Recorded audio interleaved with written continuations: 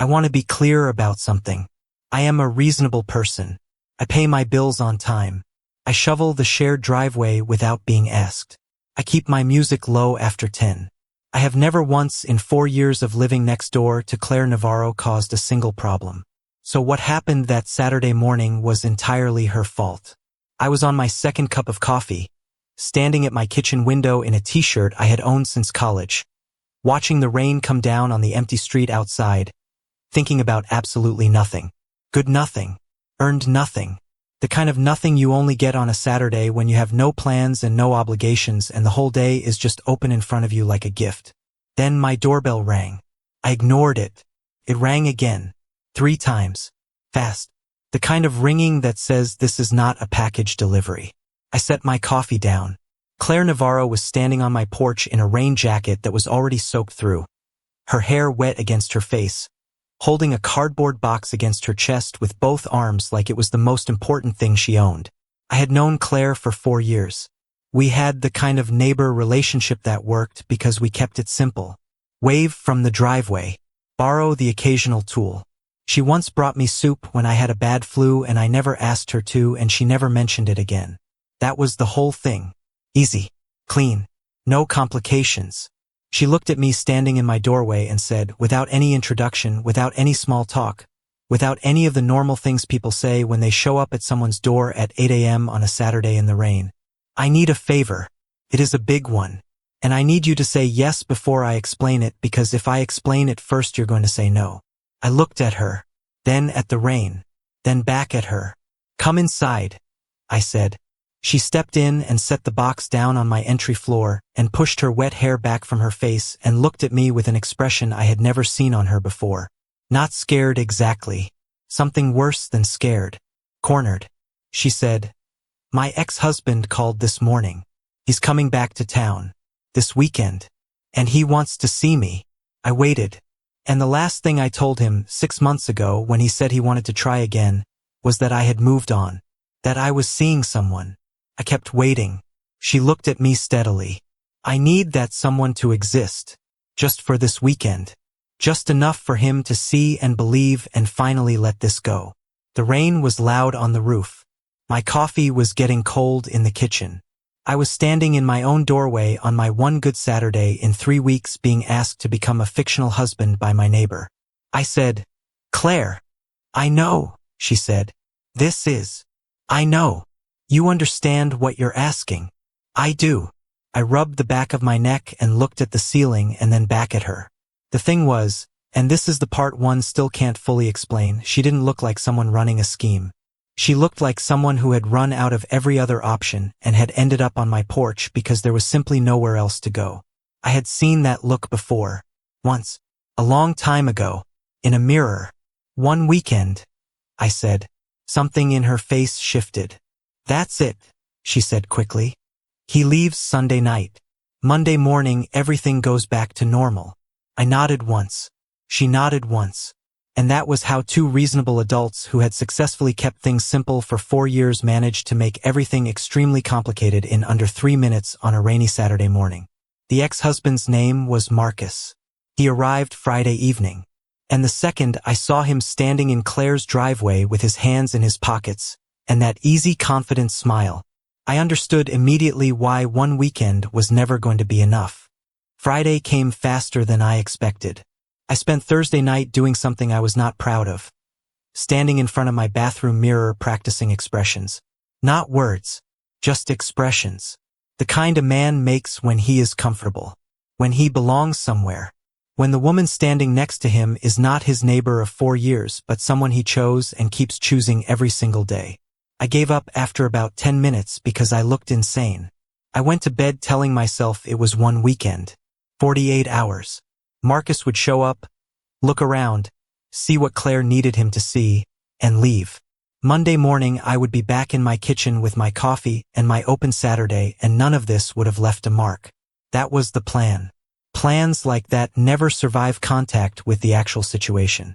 Friday evening I was in my kitchen making dinner when Claire knocked on the back door. She had changed out of the rain jacket from Saturday. She was wearing a dark blue sweater and her hair was down, and she had that look people get when they have been preparing for something all week and the thing is now actually happening. "He just texted," she said. "He lands in an hour." "Okay. He wants to come by tonight, just to say hello." "Casual." "Okay." She looked at me. "You don't have to do anything tonight. Just if he knocks, you're home. You live here. That's all." I turned the burner down on the stove. "Claire." "What?" "Sit down." She sat at my kitchen table. I poured 2 glasses of water and put one in front of her and sat across from her the same way I imagined she had sat across from difficult things her whole life. Straight. Still. Waiting. "Tell me about him," I said. She looked at the glass. "You don't need to know. I'm about to spend a weekend being married to you in front of this man. I need to know enough to be convincing." She was quiet for a moment. Then she said, "We were together for 6 years. Married for 3. He's not a bad person." She said it like she meant it, which I noticed. "He's charming and smart, and he can make you feel like the most important person in the room when he wants to." "When he wants to," I repeated. The wanting came and went. She turned the glass slowly. "He left 18 months ago. Said he needed space. Said he wasn't sure what he wanted. Said a lot of things that all meant the same thing. He left. He left." She nodded once. "And then 6 months ago he decided he was sure again. Called me, wrote letters, showed up at my old office. Said he had changed. Said he understood now what he had walked away from." "What did you say?" "I said I had moved on." She looked up at me. "I hadn't. But I knew if I told him the truth, he would take it as an opening, and I didn't have the strength for that conversation again. So I told him I was seeing someone and he needed to stop." "Did he?" "For a while." She set the glass down. "Then last week he called and said he was coming to town for work and he just wanted to see me. Just as friends. Just to talk." She looked at me steadily. "Marcus doesn't do anything just as friends. He doesn't do anything just to talk." I sat back. "What does he want?" I asked. "He wants to see if it's true," she said simply. "He wants to see the person I moved on with. And if that person is real and solid and actually here, then maybe he finally accepts it and moves forward. And if the person isn't convincing, then I spend the next 6 months having a conversation I cannot have again." Her voice stayed even, but I heard the edge under it. The tiredness in it. The particular exhaustion of someone who has been holding the same boundary against the same pressure for a long time. I understood that I was kind of tired. "Okay," I said. She looked at me. "What's his favorite sports team?" I said. "What does he order at restaurants? What does he notice first when he walks into a room?" Something in her face changed. Not relief exactly. More like she had been bracing for a door to close and instead it opened a little wider. She told me everything. Hey, if you're into this story, hit that subscribe button and leave a like. Helps the channel more than you know. Now back to Friday night. Marcus knocked on Claire's door at 9 p.m. I know because I heard it through the shared wall. I was in my living room pretending to read. I had been pretending to read for 40 minutes. I heard the knock, heard the door open, heard the low register of a voice I hadn't heard before but somehow already recognized. Confident. Easy. The voice of a man who had never once walked into a room unsure of his welcome. I stayed where I was. 20 minutes later, Claire knocked on my back door again. "He wants to meet you," she said. Her voice was perfectly calm. "Tonight. He asked if you were home." I put the book down. "He asked fast," I said. "He always moved fast." She looked at me carefully. "You don't have to." "What's his tell?" I said. "When he's testing something. What does he do?" She thought for a second. "He asks questions he already knows the answers to, just to see how you respond." I nodded. "Give me 2 minutes," I said. I changed my shirt. Not because I was nervous. Because I was about to walk into a situation that required me to be completely readable as someone who had nothing to prove. And the shirt I was wearing had a small stain near the collar from dinner, and that was the kind of detail a man like Marcus would file away. I went through Claire's front door. Marcus was standing in her living room with his hands in his pockets, looking at the bookshelf along the wall. He was taller than I expected. Dark jacket, clean shoes, the kind of easy posture that comes from years of never being the most uncomfortable person in any room. He turned when I came in. Smiled immediately. The smile was good. Genuine looking. I could see why it worked.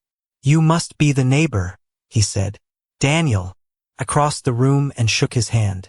Firm. Direct. I did not smile at first.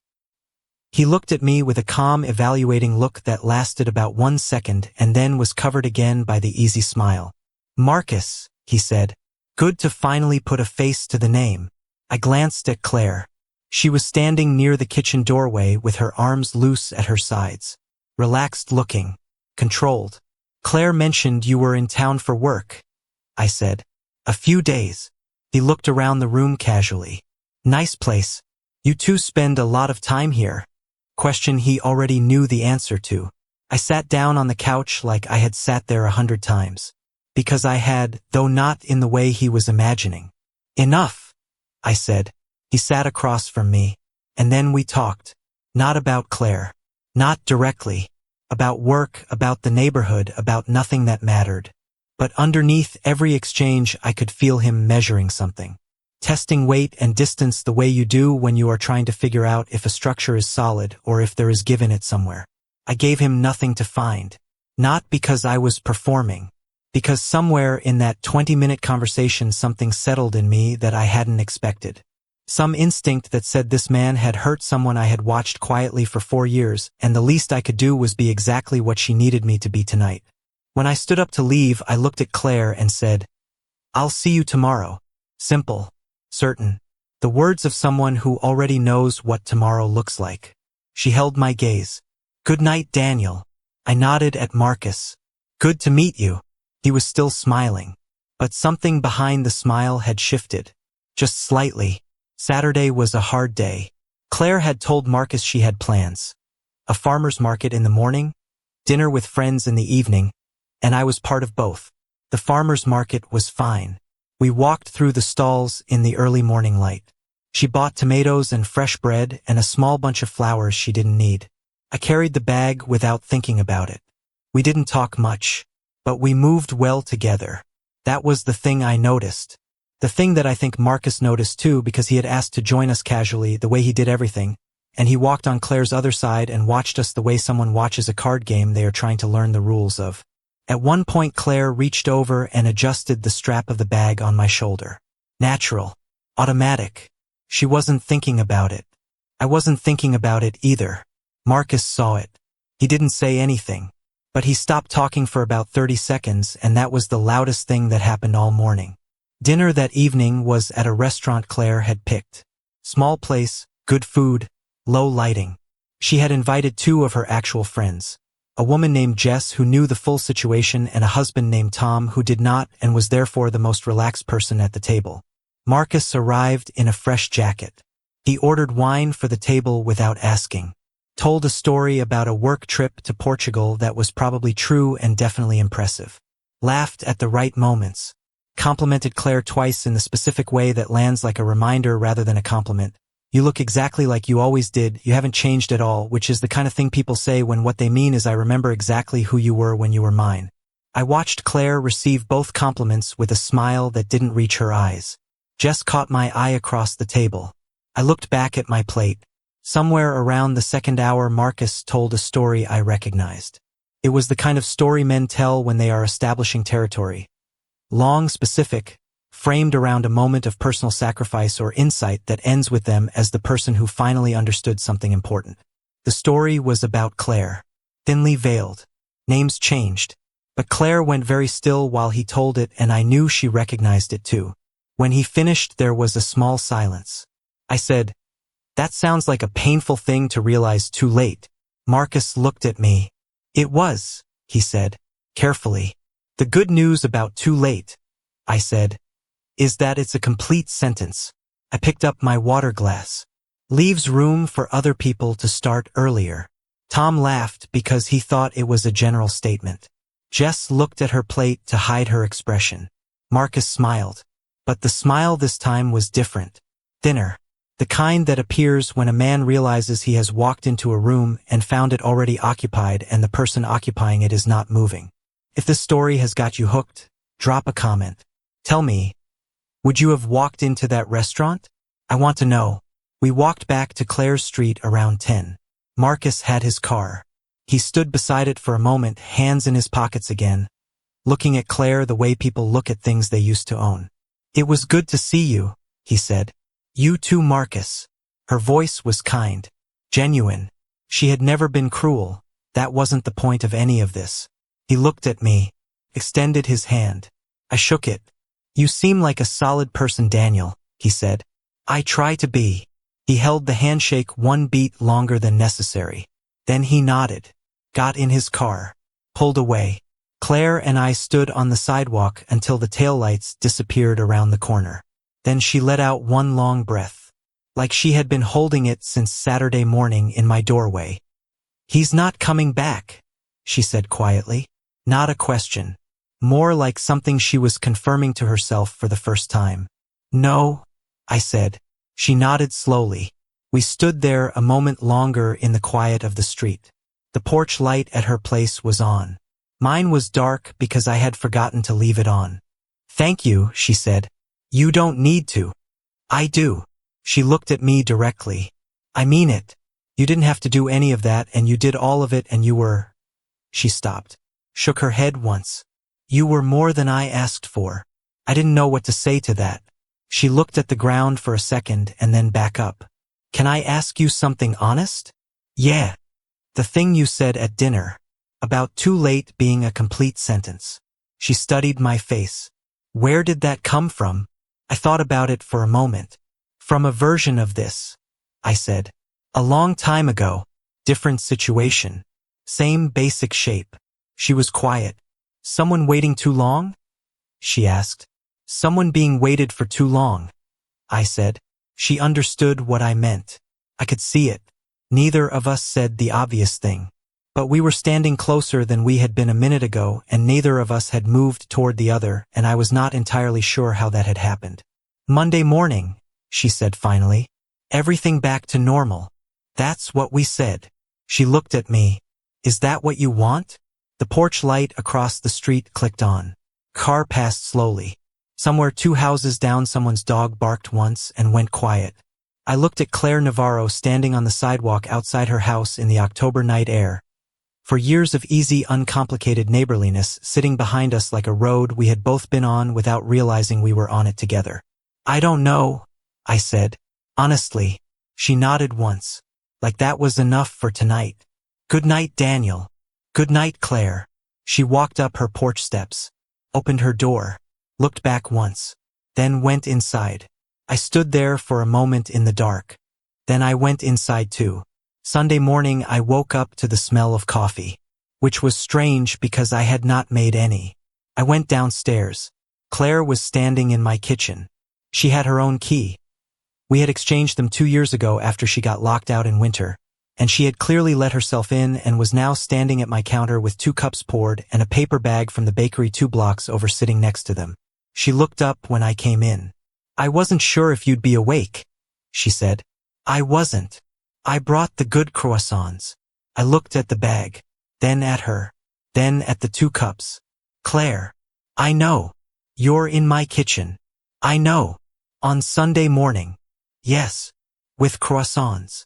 The good ones. From the place on Elm. I sat down at my own table. She put a cup in front of me and sat across from where I was sitting and pushed the bag toward me and looked at me with that steady, calm look she had. I've been standing in my kitchen for an hour, she said, trying to decide if I was going to come over here. What decided it? I got tired of deciding. She wrapped her hands around her cup. Marcus is gone.